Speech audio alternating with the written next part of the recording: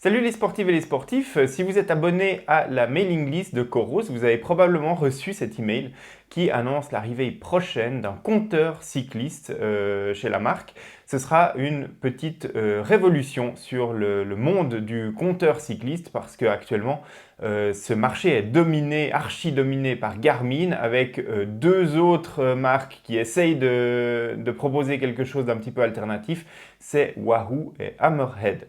Dans cette vidéo, on va parler des annonces de nouveautés en termes de compteurs cyclistes qui vont arriver pour cet été 2024. On va parler évidemment du compteur Coros et puis aussi de la nouvelle version du compteur Karoo 3 de chez Hammerhead.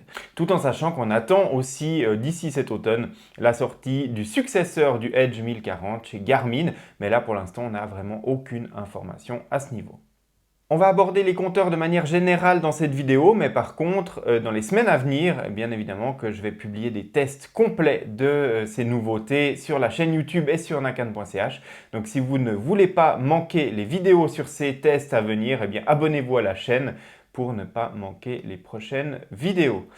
Donc deux nouveautés certaines pour ce mois de juin 2024, c'est la sortie du Karoo 3, il est désormais disponible chez Hammerhead, et puis l'annonce du compteur Dura de chez Coros qui devrait arriver courant du mois. Quelles sont les caractéristiques qu'un compteur cycliste doit proposer en 2024 pour être compétitif sur le marché, en tout cas d'après moi?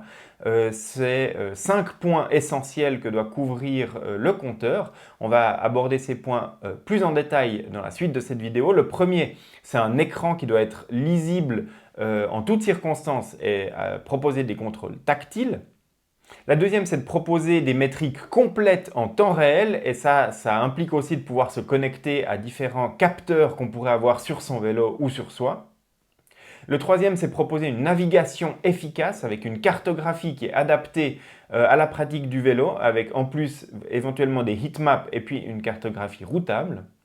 Le quatrième point, c'est un suivi de l'entraînement et de la performance sur le long terme, c'est-à-dire de faire une analyse de chacune des sorties, de les agglomérer dans un algorithme qui permet de suivre sa progression, éventuellement de calculer automatiquement ses valeurs comme la FTP, et puis éventuellement proposer des entraînements pour améliorer ses capacités sur son vélo et puis surtout de s'intégrer avec la plateforme existante et avec idéalement une montre qu'on peut utiliser pour pratiquer d'autres activités et puis mettre tout ça ensemble dans des algorithmes de suivi d'entraînement. Et le dernier, le cinquième point, c'est les fonctions de sécurité. Pour moi, c'est essentiellement deux choses sur le vélo dont aujourd'hui je ne peux plus trop me séparer. C'est un, le live track, et puis deux, c'est la connexion au radar cycliste, notamment au radar Varia, mais on a vu qu'aujourd'hui il existe des alternatives chez d'autres fabricants pour de tels dispositifs. Donc, pour revenir en détail sur les points, le premier, c'est un écran qui doit être lisible. Pour moi, aujourd'hui, ce qui est proposé par Wahoo, par Garmin avec les écrans transflectifs MIP sur les écrans de Edge ou chez Karoo, c'est des bonnes alternatives. Sur les compteurs Hammerhead, donc les Karoo, on a un écran qui est plus proche de celui d'un smartphone mais qui n'est pas vraiment de l'AMOLED non plus, qui utilise beaucoup d'énergie pour sa luminosité parce que ce n'est pas un écran transflectif, donc du coup ce n'est pas un écran qui va être plus lisible avec la luminosité du soleil et donc du coup ça entraîne une surconsommation de batterie. Et apparemment ça a été amélioré avec la version 3 du Karoo, mais est-ce que c'est suffisant? L'autonomie doit quand même rester autour des 10-15 heures en fonction de l'activité cycliste qu'on veut faire, voire même un peu plus. Ça m'est arrivé d'éteindre le Karoo avant la fin de ma sortie vélo sur des longues sorties dans les Alpes. C'est toujours un peu désagréable d'avoir son compteur qui s'éteint avant d'être arrivé à destination. Certains parlent d'écran AMOLED qui pourrait arriver sur les prochains compteurs de chez Garmin. Moi, je ne suis pas absolument convaincu que c'est la bonne technologie, en tout cas dans l'état actuel des écrans AMOLED pour un compteur cycliste. On verra si Garmin a des solutions techniques à proposer, surtout pour la lisibilité de l'écran en plein soleil. Et puis, en sachant que si un écran AMOLED est poussé à sa pleine luminosité en permanence, eh bien, on va avoir des brûlures qui vont arriver sur l'écran assez rapidement. Si on fait des sorties de 8-10 heures régulièrement avec son compteur cycliste, principalement en affichant la même page de données. On peut imaginer qu'un écran AMOLED il serait brûlé en une seule saison si on est dans des telles situations. Ce n'est pas vraiment souhaitable sur son compteur cycliste qu'on souhaite utiliser plusieurs années. On ne sait pas actuellement quel écran utilisera le futur compteur de Coros. On peut imaginer que vu que la marque n'a pas d'AMOLED sur ses montres, elle ne va pas amener de l'AMOLED directement sur un écran de cyclisme. On peut donc imaginer que ce sera un écran transflectif MIP, mais encore une fois, on n'a pas les specs et je n'ai pas d'informations supplémentaires au moment où j'enregistre cette vidéo sur le futur compteur de Coros. Le deuxième point, c'est des métriques en temps réel qui sont complètes. Aujourd'hui, on attend, en tout cas pour les sportifs les plus avancés sur le vélo, de la connectivité avec différents types de capteurs. Évidemment, les capteurs de cadence et de vitesse, ça reste la base. La fréquence cardiaque aussi avec un capteur thoracique ou avec un brassard cardio-optique. Et puis avec des capteurs de puissance, évidemment, idéalement avec l'intégralité des données proposées par les capteurs de puissance comme les Assioma ou les capteurs de Garmin qui proposent des métriques avancées sur la dynamique de cyclisme. Tout ça, ça entraîne un autre aspect, c'est la connectivité du compteur qui idéalement devrait être compatible avec les deux technologies, à savoir Bluetooth et End+, parce que la plupart des données avancées des capteurs de puissance ne sont disponibles que via la connexion End+, on a des données plus limitées avec le Bluetooth. L'intégralité des compteurs actuels donc, que je citais tout à l'heure, c'est-à-dire Wahoo, Garmin et puis Hammerhead, propose une double connectivité Bluetooth et End+, et donc propose la plupart de ces compteurs la connectivité complète vers les capteurs dont on a l'usage sur un vélo. Et puis on peut aussi inclure là-dedans la connectivité avec les systèmes de déraillage électronique comme le DI2, le eTap ou encore le PS de chez Campagnolo pour pouvoir avoir des informations sur sa transmission électronique. On sait que Hammerhead a été racheté par SRAM et depuis Shimano a supprimé la connectivité automatique avec les DI2. Il y a des moyens détournés d'avoir cette information maintenant sur les compteurs Karoo, mais c'est plus de base dans les compteurs. Ça fonctionne très bien chez Garmin, ça fonctionne très bien chez Wahoo. On attend également à ce que ça fonctionne sur ce type de transmission sur le compteur de Coros. En tout cas, j'espère que ce sera le cas. Par contre, la connectivité End+ chez Coros, elle est plus qu'incertaine parce que cette connectivité a été abandonnée au fil des années chez Coros sur les montres et évidemment que supporter End+, c'est payer une licence à Garmin qui est propriétaire de End+. Et Coros n'a probablement pas envie de le faire et donc du coup on risque d'avoir un compteur Coros qui sera compatible uniquement Bluetooth. C'est le cas sur les montres, ça pose quelques problèmes mais en général on arrive à s'en sortir.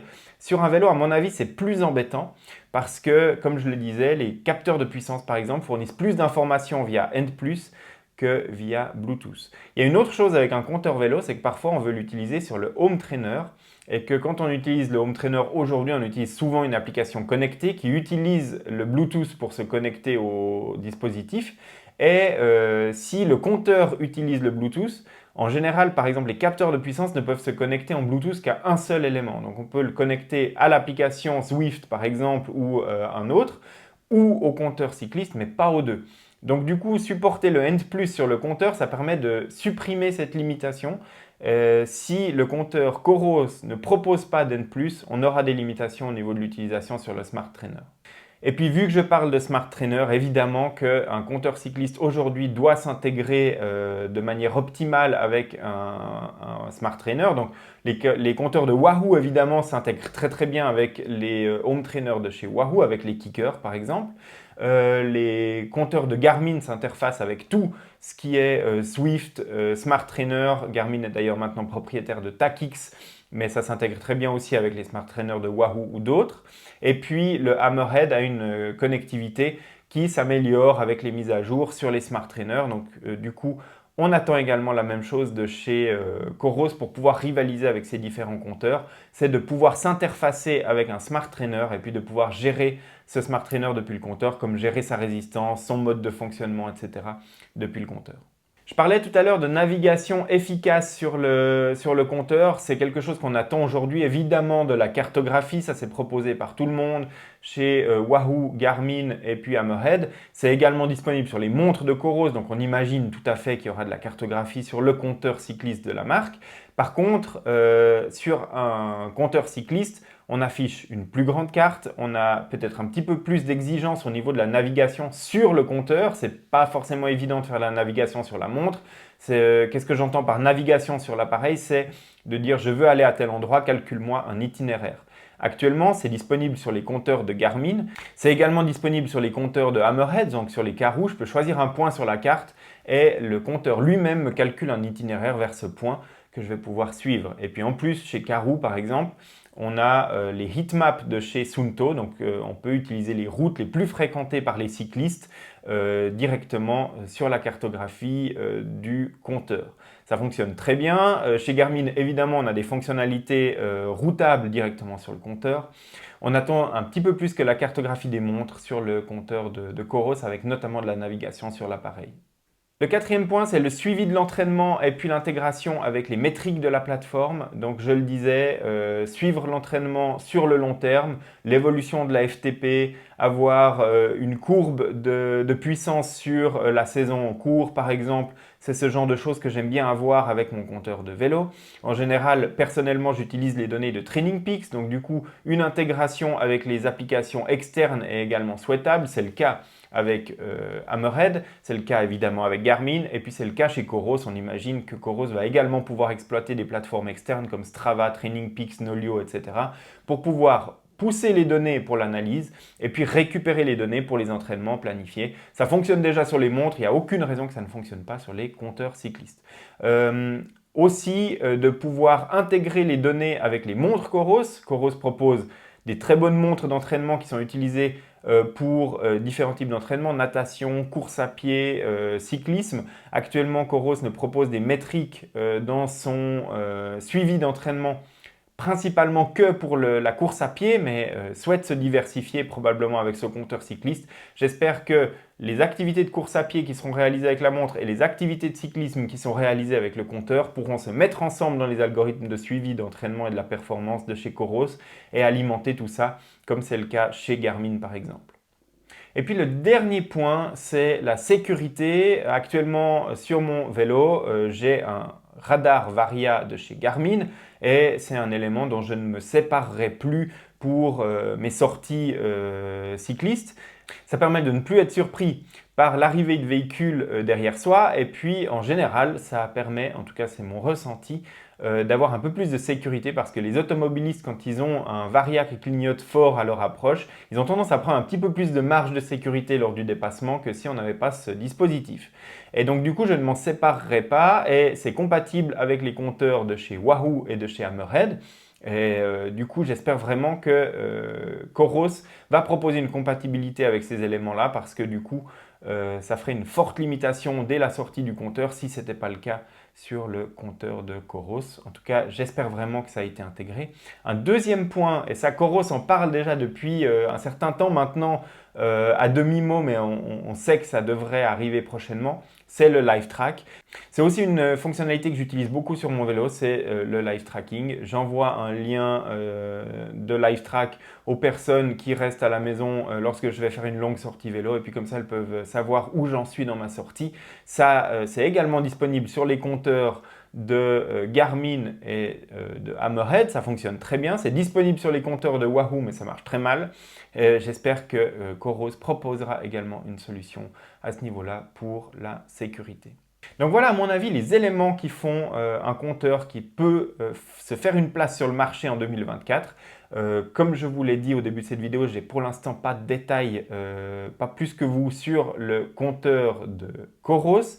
Les informations devraient arriver très rapidement parce que Coros a annoncé une sortie en juin. Et donc du coup, on est déjà au mois de juin, ça devrait arriver très vite. Et puis je suis tout juste en train de commencer les tests du Karoo 3 au moment où je mets en ligne cette vidéo. Donc du coup, à la fin du mois de juin, je devrais avoir un test complet de cette nouvelle version du compteur de Hammerhead qui sera en ligne sur le site. Donc si vous ne voulez pas manquer les prochaines vidéos sur ces différents compteurs cyclistes et puis les tests, eh bien abonnez-vous à la chaîne YouTube et puis restez connecté à nakan.ch et puis à tous les réseaux sociaux pour rester au courant de ce qui se passe sur le marché de la montre connectée, du sport connecté Et moi, je vous retrouve très très bientôt sur la chaîne YouTube pour de prochaines vidéos.